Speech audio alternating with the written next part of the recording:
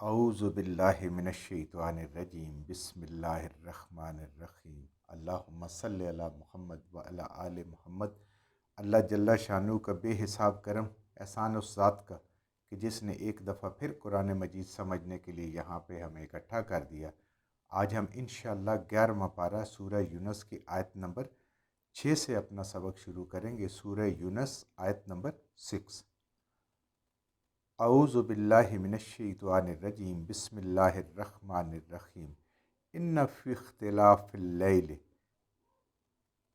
والنہار وما خلق اللہ فی السماوات والارض لآیات لقوم یتقون۔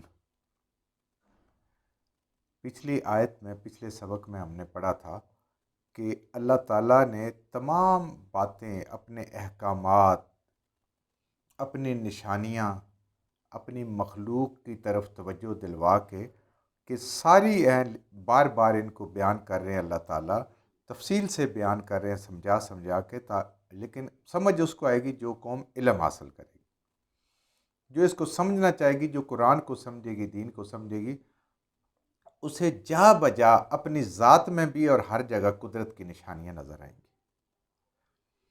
اللہ فرما رہے ان بے شک اختلاف اللیل، اختلاف کرنا لیل رات کا و نہار اور دن کا، یعنی ایک کا آنا اور ایک کا جانا، آگے پیچھے آنا، اختلاف کرنا۔ جیسے انسان اختلاف کرتا ہے نا، جس سے ناراضگی اختلاف ہوتا ہے، ایک آتا ہے دوسرا چلا جاتا ہے، ایسے ہی یہ آتی ہے۔ اللہ فرماتے ہیں کہ اے انسان تو سوچ، جب رات ہوتی ہے تو دن کہاں ہوتا ہے، اور جب دن ہوتا ہے تو رات کہاں ہوتی ہے۔ یہ میرے اللہ کی قدرت ہے۔ اور دن ہو تو پتہ نہیں چلتا کیسے رات آئے گی، اور رات ہو تو کیسے پتہ ہی نہیں چلتا کیسے صبح آئے گی، لیکن آ رہی ہے۔ کب سے آ رہی ہے اور کب تک آتی رہے گی؟ جب تک اللہ چاہیں گے، جب تک قیامت نہیں آتی۔ یہ اللہ کی نشانی ہے۔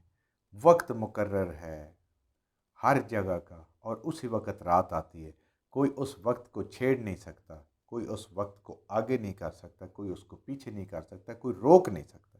یہ سب میرے رب کے اختیار میں، اور یہ مخلوق ہے اللہ کی، اللہ نے بنائی ہے انسان کے لیے۔ پھر اللہ بتاتے ہیں رات آرام کرنے کے لیے اور دن کام کرنے کے لیے۔ وما خلق اللہ فی السماوات والارض، اور جو کچھ بھی ہے اس کو پیدا کیا ہے وہ اللہ کی مخلوق ہے، آسمانوں میں اور زمین میں۔ آسمان اور زمین میں جو کچھ بھی ہے وہ سب اللہ کی مخلوق ہے۔ وہ پہاڑ ہوں، چرند ہوں، پرند ہوں، سمندر ہوں، سمندر کے اندر کی مخلوقات ہو، جنگل کی مخلوقات ہو، کوئی بھی چیز ہے، سب کی سب، اور آسمانوں کی جو مخلوق ہے، ہم تو فرشتے جانتے ہیں، جو بھی اللہ کی مخلوق ہے، جو چیز ہے، سب کی سب میرے رب نے پیدا کی ہے، چھوٹی ہے یا بڑی ہے۔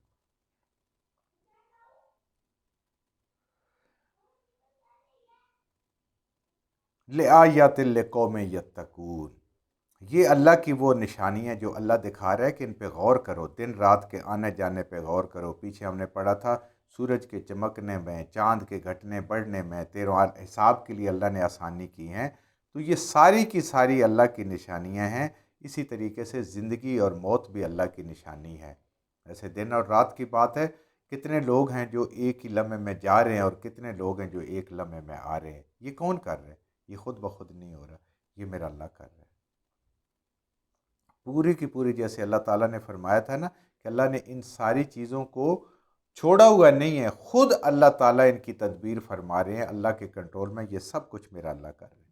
پوری کائنات حتیٰ کہ انسان خود اگر اپنے اوپر دیکھے تو ایور چینجنگ، ہر چیز بدل رہی ہے۔ چھوٹا سا بچہ ہوتا ہے کیسے بڑا ہوتا ہے، وہی بچہ جب جوان ہوتا ہے پھر کیسے بوڑھا ہونا شروع ہو جاتا ہے۔ کون کر رہا ہے؟ وہی کھانا، وہی پینا، وہی پہننا، وہی چلنا پھرنا، ساری چیزیں وہی ہے۔ انسان کی طاقت ختم ہو جاتی ہے۔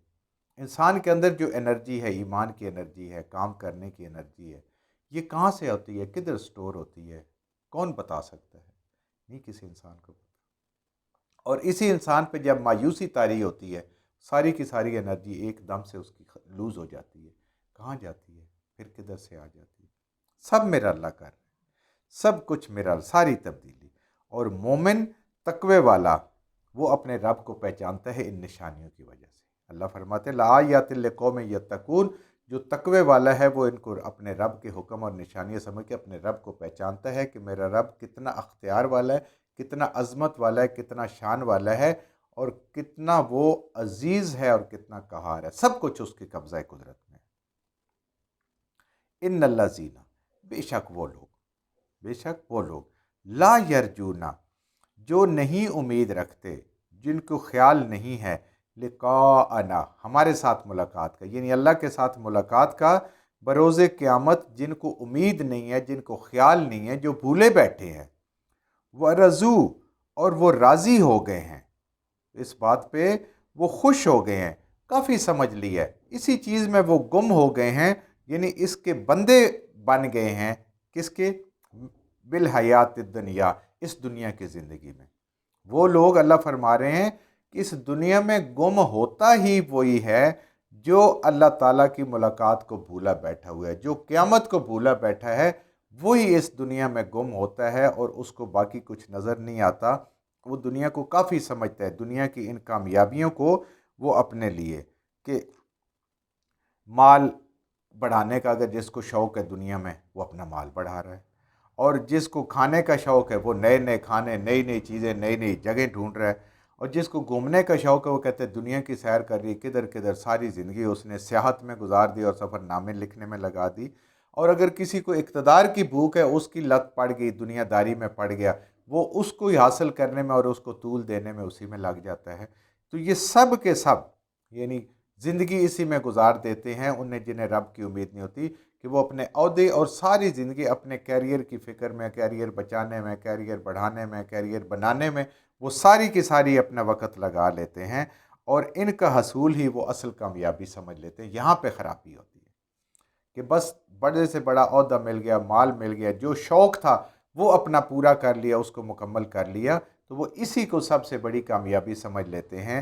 اللہ کہتے ہیں یہ نہیں، یہ تو وہ لوگ ہیں جن کے یہاں تک یہ سارا کچھ، جو آخرت کو بھولے بیٹھے ہیں، اور وہ آخرت کی ملاقات کو بھولے ہوئے ہیں۔ یہ وہ لوگ ہیں کہ جو اصل کو چھوڑ کے حقیر چیز کی طرف آ گئے، اصل کو چھوڑ کے حقیر کو انہوں نے پسند کیا اور اپنے لیے اس کو کافی سمجھ لیا۔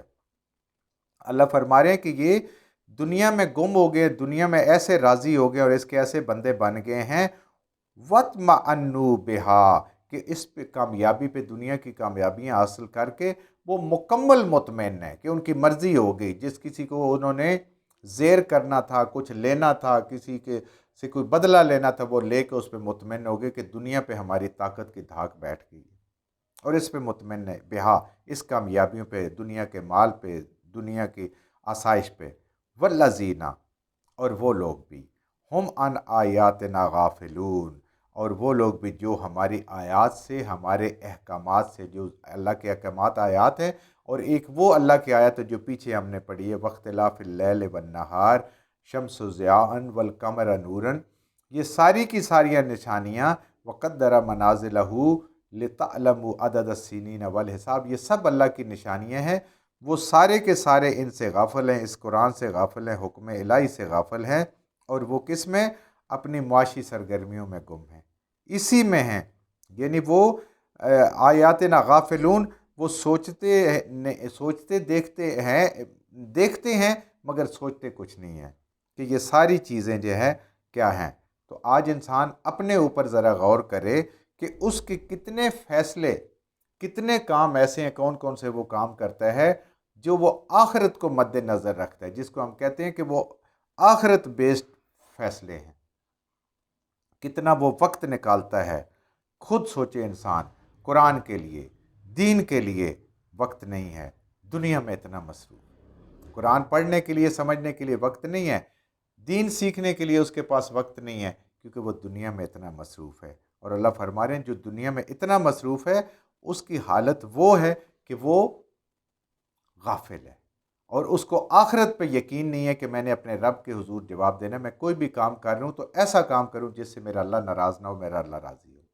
تو ایسے لوگ جو دنیا میں گم ہو گئے ہیں، دنیا کے ہو کے رہ گئے، اطمینان ہو گئے دنیا میں، جس مقام پہ وہ پہنچ گئے، بس یہ ان کی بڑی کامیابی، ان کا خاندان کا، ان کا اپنا نام روشن ہو گیا۔